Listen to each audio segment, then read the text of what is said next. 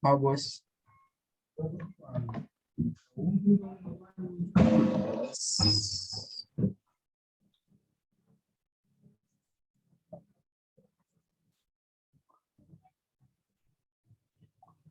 Ya, ya sudah posisinya apa? 2 orang ya? Apa 2 mahasiswa ya? Ya, Pak. Dwi Yulia Handayani dengan apa? Kalis Dedek. Ini posisinya di mana? Yang satu di rumah atau satu lagi di tempat berbeda ya? Atau gimana? Ya, Pak, saya di rumah, Saya Pak. lagi ada di tempat PKL, Pak. Oh, di tempat PKL ya. Makanya melihat di belakang banyak apa? Yang berjalan atau banyak orang-orang yang apa? Bergerak apa di tempat umum atau gimana? Oke, bisa dimulai melakukan tampilan penuh, slide show, lalu diperkenalkan namanya, kemudian bisa dimulai untuk presentasinya. Oke, sebelumnya terima kasih Pak. Assalamualaikum warahmatullahi wabarakatuh. Selamat sore rekan-rekan dan teman-teman saya sekalian. Saya selaku anggota kelompok 1 yang beranggotakan saya sendiri dengan NIM, saya Dwi Yulia Handayani dengan NIM 191031104 dan rekan saya Kales Sedek dengan NIM 191031108. Di sini kami akan mempresentasikan tentang menganalisis efisiensi hidrolik turbin picohydro vortex air dengan metode numerik.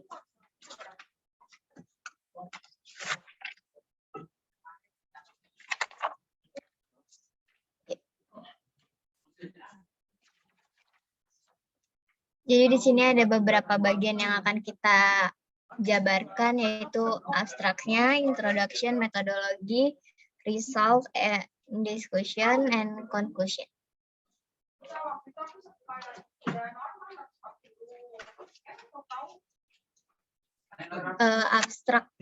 Abstrak tentang sebelumnya kita akan menjabarkan tentang menganalisis efisiensi hidrolik turbin picohydro vortex air dengan metode numerik. Nah, abstraknya adalah untuk mengatasi kekurangan listrik di pedesaan Indonesia digunakan turbin vortex atau vortex picohydro sebagai solusi pilihan. Hal ini disebabkan kemampuan vortex turbin bekerja pada kondisi rendah secara efektif.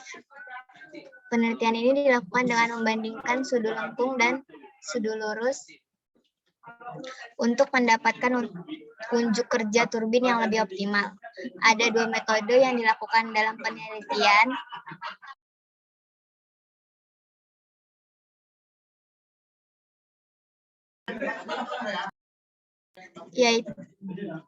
yaitu metode analitik dan metode komputasi.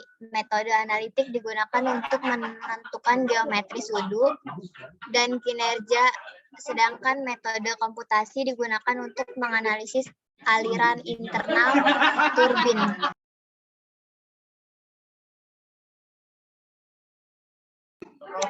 Hasilnya, penelitian ini menyimpulkan bahwa efisiensi hidrolik turbin vortex dalam penelitian ini tidak banyak mempengaruhi antara sudu lurus dan sudu lengkung.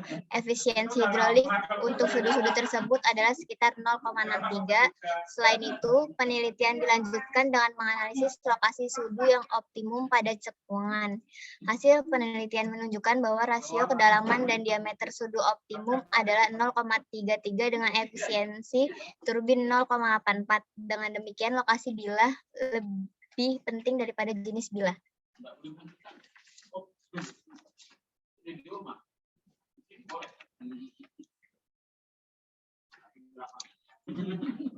Indonesia merupakan negara kepulauan yang menyebabkan rendahnya rasio elektrifikasi di daerah terpencil. Menurut statistik, rasio elektrifikasi terendah ada di Nusa Tenggara Timur dengan hanya 62% elektrifikasi di daerah ini. Beberapa alasan yang menyebabkan sulitnya pemenuhan elektrifikasi di daerah terpencil adalah: pertama, jumlah penduduk di daerah terpencil relatif kecil, di bawah 150 dan tinggal tersebar di mana-mana. Kedua, akses menuju lokasi yang kurang memadai sehingga sulit dijangkau dengan transportasi. Ketiga, pendapatan ekonomi relatif kecil karena mata pencarian utamanya adalah petani, nelayan, atau industri rumah tangga. Dan terakhir, kebutuhan listrik sangat rendah dan menyebabkan harga modal untuk mendistribusikan listrik terlalu mahal dibandingkan dengan konsumsi. Untuk mengatasi hal tersebut, pembangkit listrik tenaga pikohidro menjadi salah satu solusi pembangkit listrik di daerah terpencil di negara berkembang karena mudah diproduksi. Investasi dan biaya operasionalnya rendah dibandingkan dengan teknologi energi berkelanjutan lainnya. Apalagi Indonesia memiliki potensi PLTA yang besar, yaitu sekitar 19,4 gigawatt. Pembangkit listrik tenaga pikohidro dapat menghasilkan daya keluaran maksimum sebesar 5 kW. Banyak jenis turbin yang dapat digunakan sebagai pembangkit listrik tenaga air, namun pembangkit listrik tenaga air pusaran gravitasi atau GVHP adalah salah satu turbin yang bekerja cukup efektif dalam kondisi heat rendah dan aliran rendah. Salah satu faktor penting yang mempengaruhi efisiensi GVHP adalah saluran dan cekungan.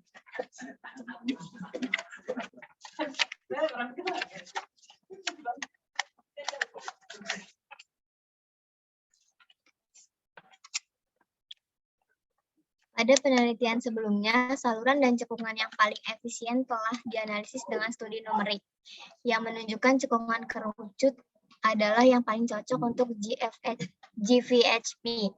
Setelah banyak penelitian tentang saluran dan cekungan untuk GVHP dan mempelajari beberapa parameter geometrik untuk desain cekungan kerucut dan pengaruhnya terhadap pembentukan pusaran dan energi, yang sangat mempengaruhi kecepatan dan sensitivitas banyak parameter lainnya. Menguji 12 variasi dalam desain dasar untuk menganalisis kekuatan sirkulasi. Menggunakan komputasi dinamika fluida atau CFD untuk menyelidiki geometri cekungan yang optimal, yang menunjukkan peningkatan kecepatan jika diameter outlet berkurang dan kedalaman air meningkat. Ada juga beberapa penelitian tentang konfigurasi blade untuk GVHP. Membandingkan kekuatan pusaran cekungan silinder dengan cekungan berbentuk kerucut. Studi ini menyimpulkan bahwa cekungan berbentuk kerucut mencapai kekuatan vortex yang lebih baik. Selain itu, posisi terbaik yang meletakkan blade adalah di dekat outlet. Bereksperimen dengan banyak cekungan kerucut yang berbeda dan menemukan korelasi bilangan Freud atau bilangan Freud, bilangan Weber, dan bilangan Reynolds dengan koefisien aliran. Melakukan studi numerik dan juga eksperimental menggunakan baskom silinder, dan studinya juga menunjukkan efisiensi 4 bilah yang berbeda dan juga korelasi parameter lain dengan ketinggian pusaran. Pada penelitian ini, jenis sudu terbaik diperoleh dengan menggunakan sudu jenis cross flow. Penelitian ini juga menunjukkan bahwa bilah melengkung lebih buruk daripada bilah kerucut lurus terbalik.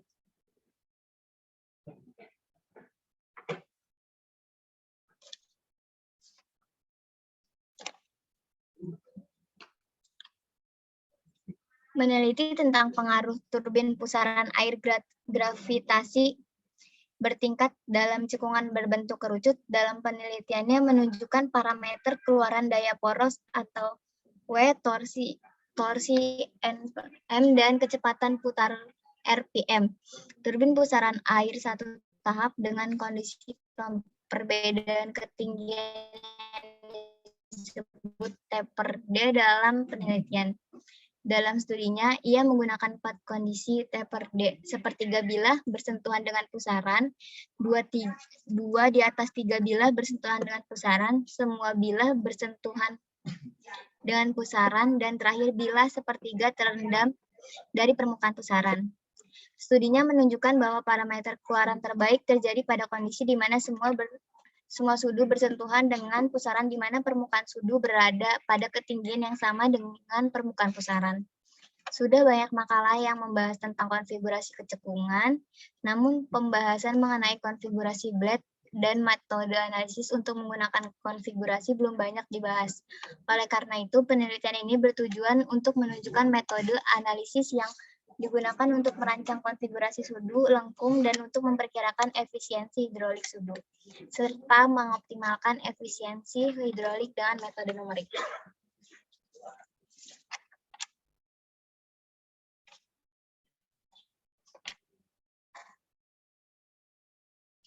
Berikut adalah metodologi yang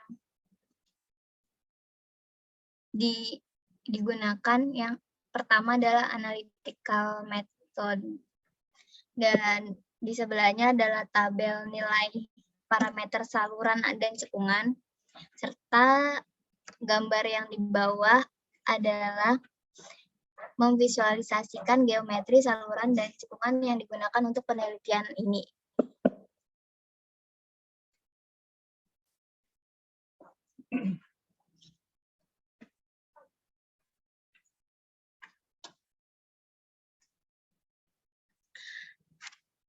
Segitiga kecepatan digunakan untuk merancang bilah lurus dan melengkung. Metode analitik untuk sudu lengkung diadopsi dari metode analitik dari turbin Francis. Selain itu, metode analisis pisau lurus diadopsi oleh Kue et al. Gambar 2A dan gambar 2B adalah segitiga kecepatan untuk sudu lengkung dan sudu lurus. Kemudian persamaan untuk parameter diberikan oleh persamaan di bawah berikut dari persamaan 1 sampai 9. Persamaan 1 adalah V in sama dengan Q per A nozzle. Persamaan 2 adalah V in per do R sama dengan CX per do R. Persamaan 3 V in per ln R basin atau cekungan dikurang ln R orifice sama dengan CX1 per ln R tip dikurang ln R hook. Persamaan keempat CR1 sama dengan Q per 2VR tip pangkat B. Persamaan keempat CR2 sama dengan Q per 2VR hook per pangkat hook pangkat B. Persamaan kelima U1 sama dengan VN DT per 60 dengan asumsi N adalah 250 rpm.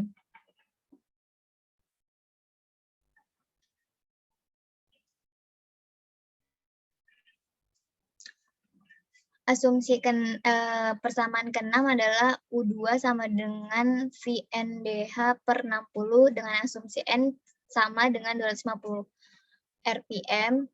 Persamaan ke-7 tan alfa 1 sama dengan CR1 per CX1.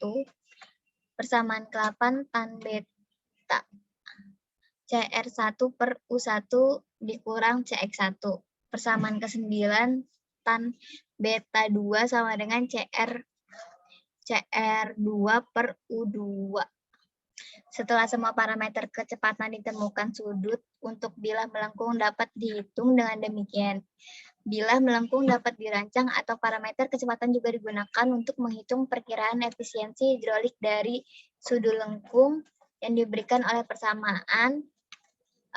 Persamaan ke-10 yaitu P in sama dengan setengah rho AV pangkat 3, P out sama dengan torsi kali omega, P out sama dengan dot M buka kurung U1 CX1 dikurang U2 CX2. Dan yang terakhir efisiensi H sama dengan P out per P in dikali 100%. Gambar di situ menunjukkan, gambar A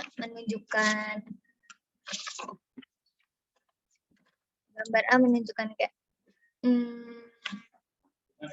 segitiga kecepatan bilah karena kurva lah, sebelahnya itu segitiga kecepatan bilah lurus.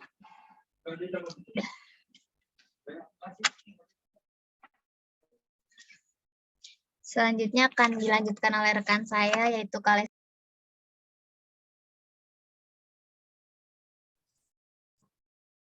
Ya, selanjutnya bagian 2.2 numerical method. Simulasi penelitian ini dilakukan dengan menggunakan software computational field dynamic, yaitu ANSYS Fluent 18.1. Pertama, hidden dimension atau CAD.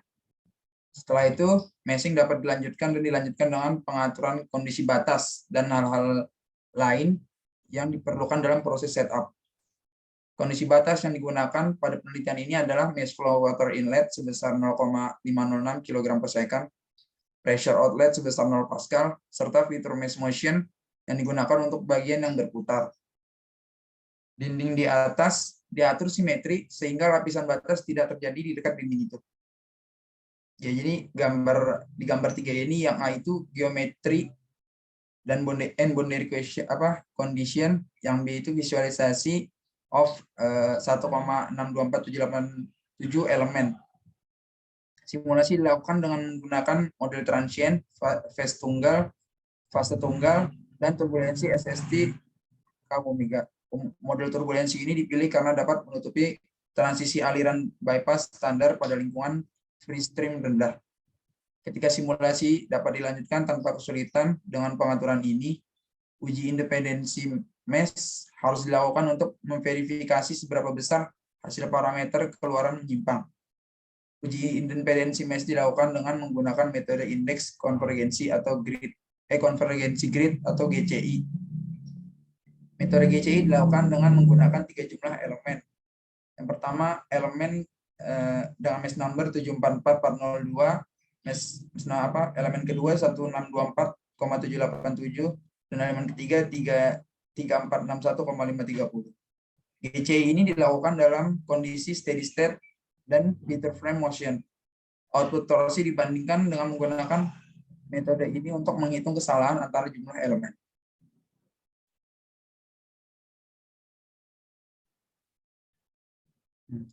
Selanjutnya result and discussion. Bagian 3.1 yaitu analytical result. Dari persamaan 1 sampai 12 yang tadi sudah dijelaskan oleh Dwi, nilai parameter kecepatan untuk sudut lengkung dan sudut lurus dapat dilihat pada tabel 2. Di tabel 2 ini ada velocity inlet atau kecepatan masuk, nilainya 0,5 meter per second. Kecepatan tangensial memasuki bilah 0,65 meter per second. Sudut mutlak memasuki bilah 9 derajat, sudut relatif memasuki bilah 100 derajat, sudut relatif keluar dari bilah 76 derajat, kemudian kecepatan masuk langsung ke poros 0,10616 meter per second, kecepatan mutlak pada sumbu X 0,67 meter per second, kecepatan tangensial keluar dari bilah 0,13083 meter per second. Kecepatan tangensial keluar langsung ke poros 0,53 meter per second. Efisiensi hidrolik sudu lurus 0,742, efisiensi hidrolik sudu lengkung 0,773. Efisiensi hidrolik yang ada di sini yang terjadi pada sudut lengkung dan lurus hanya berselisih 0,031. Asumsi of hook tip ratio 0,2, asumsi operational speed of the turbine 250 rpm. Yang atas ini adalah gambar 4 ini desain, yang A itu desain bilah lengkung, yang B desain bilah lurus.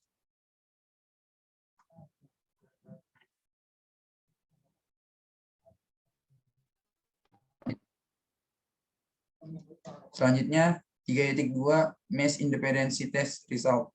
Uji independensi mesh dilakukan dengan menggunakan ekstrapolasi Richardson dan dipilih torsi sebesar min negatif 0,0102 Nm. Pada tabel 3 menunjukkan bahwa kesalahan perkiraan untuk mesh number 1624787 elemen berada di bawah 1%. Oleh karena itu mesh ini cukup baik untuk digunakan karena hasilnya tidak terlalu melenceng.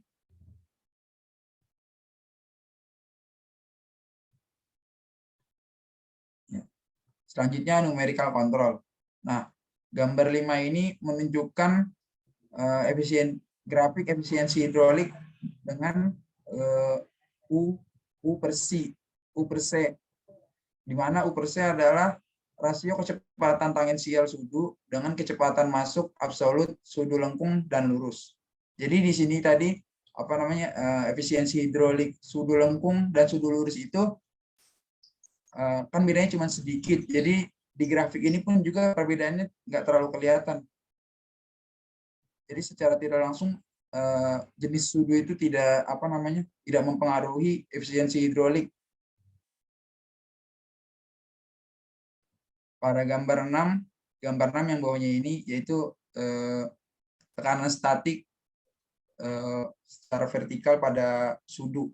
Yang kiri ini sudu lengkung, yang kanan sudu lurus. Pada gambar 6 terlihat jelas bahwa efisiensi hidrolik dari kedua sudu sangat mirip satu sama lain. Jadi ini sama ya, merah-merahnya juga dua-duanya hampir sama. Tekanan yang didapat pada masing-masing sudu ini juga hampir sama di simulasi ini. Yang berarti kedua sudu akan mengumpulkan jumlah energi yang sama dari energi yang tersedia dari fluida. Kontur tekanan kedua jenis sangat mirip. Karena hasil ini pendekatan optimasi lain dilakukan dan analisis seberapa besar pengaruhnya terhadap efisiensi hidrolik.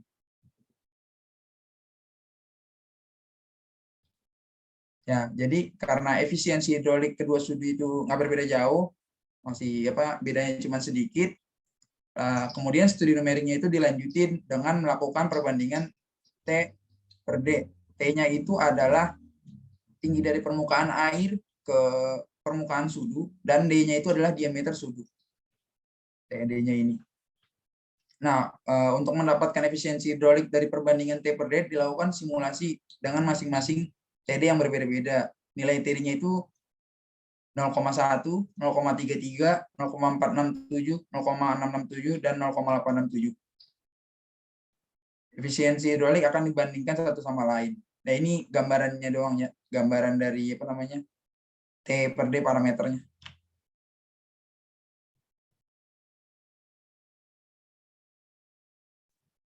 Selanjutnya,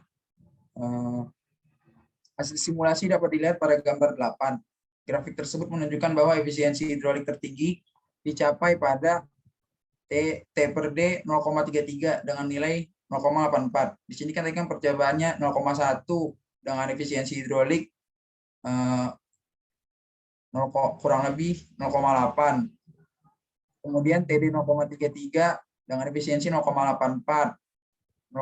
Kemudian TD 0,467 dengan efisiensi 0,7.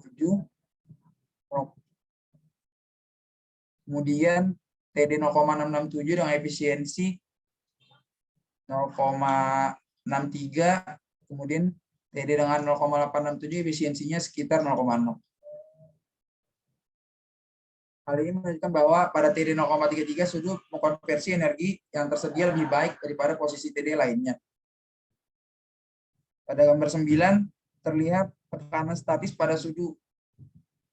Tekanan statis pada sudu menunjukkan bahwa semakin tinggi tekanan pada sudu, maka akan semakin tinggi energi kinetik yang dikonversi dari saluran masuk kecepatan.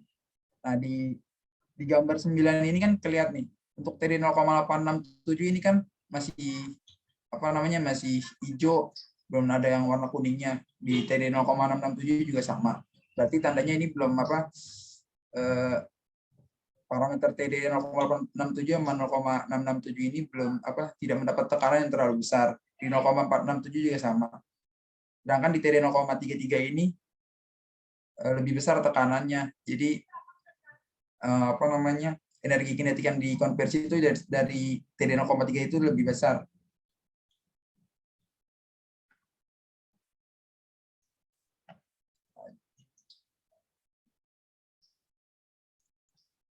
Nah, selanjutnya 3.4 discussion. Dari hasil analisis terlihat bahwa efisiensi hidrolik sudu lengkung sedikit lebih tinggi dibanding dengan sudu lurus. Hasil ini juga mirip dengan metode numerik. Meskipun efisiensi hidrolik lebih rendah dari hasil analisis karena penyederhanaan persamaan yang digunakan pada metode analisis. eh, dari referensi jurnal pada penelitian itu di jurnal 8 dan penelitian kan itu hasilnya cukup berbeda dengan penelitian ini. Penelitian kan mengatakan hasil referensi hidrolik sudut lengkung cukup rendah dibanding dengan sudut lurus. Ini terjadi karena sudut gesper dari bilah lengkung ruang kerjanya menggunakan sudut tinggi. Semakin tinggi sudut terbentuk, semakin rendah efisiensi hidroliknya. Di gambar 10, di gambar 10 merupakan grafik efisiensi dari kajian Kan, baik numerik maupun eksperimental, di mana profil 1 adalah mata pisau lurus terbalik dan profil 3 adalah mata pisau lengkung. Jadi menurut dalam eksperimen Kan ini, efisiensi hidrolik yang lebih besar itu adalah di bilah yang lurus dibanding bilah yang lengkung. Jadi lebih baik menggunakan pisau lurus karena mudah dibuat dan lebih efisien daripada pisau melengkung.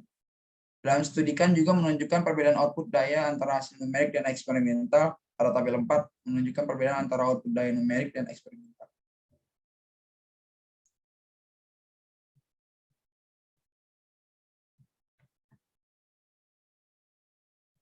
Nah, selanjutnya karena perubahan efisiensi hidrolik kedua sudut yang tidak signifikan, simulasi lain dilakukan untuk menganalisis korelasi antara T per D dan efisiensi hidrolik. Seperti tadi pada gambar 8, itu efisiensi hidrolik pada penelitian ini kan sudah ditunjukin tadi. Parameter TD cukup signifikan terhadap kinerja sudut daripada jenisnya sudut. Parameter TD sangat mempengaruhi nilai kecepatan masuk ke sudut dan juga terhadap vektor-vektornya. Sama dengan yang ditunjukkan pada gambar 9 yang tadi, yang simulasi T per D, tiap T per D, di mana terlihat bahwa setiap T per D yang berbeda, konversi momentumnya pada sudut cukup berbeda. Nah, di gambar 11 ini adalah kondisi dari penelitian ulah atau referensi ke-17 dan hasil keluarannya. Penelitian ulah menunjukkan kondisi T per D terbaik adalah pada kondisi C. Karena semua parameter output berada pada kondisi tertinggi, yang berarti menghasilkan efisiensi tertinggi. Perbedaan antara penelitian ulah dan penelitian ini secara signifikan terlihat di gambar 8 tadi yang efisiensi hidrolik dari penelitian ini. Pada penelitian ini efisiensi tertinggi dapat dicapai pada kondisi TD sebesar 0,33 dan pada saat TD 0,1 efisiensi tersebut berkurang lagi. Tidak seperti dalam kajian ulah yang tidak menganalisa pada setiap TD saat mata pisau ditenggelamkan. Terakhir, conclusion. Studi ini menunjukkan pendekatan analitik yang digunakan untuk memperkirakan efisiensi hidrolik sudut. Penelitian ini juga menunjukkan metode untuk menghitung sudut lengkung pada sudut lengkung. Studi ini menyimpulkan bahwa efisiensi hidrolik tidak banyak mempengaruhi antara sudut lurus dan sudut lengkung. Bilah melengkung tidak banyak mempengaruhi vektor kecepatan setelah mengenai bilah. Efisiensi hidrolik untuk sudut-sudut tersebut adalah sekitar 0,63. Dan dengan penempatan sudut yang tepat, efisiensi hidrolik dapat mencapai hingga 0,84. Efisiensi hidrolik tertinggi ini dapat dicapai ketika bilah diposisikan pada T per D 0,33. Pada posisi ini dapat dikatakan bahwa energi kinetik paling baik terkonvergensi pada posisi ini. Ini berarti bahwa lokasi sudut lebih penting daripada jenis sudut, meskipun harus ada jenis sudut yang benar-benar cocok untuk turbin pusaran air gravitasi. Sekian dari kelompok kami. Jika ada yang bertanya, dipersilakan. Ya, oke, baik.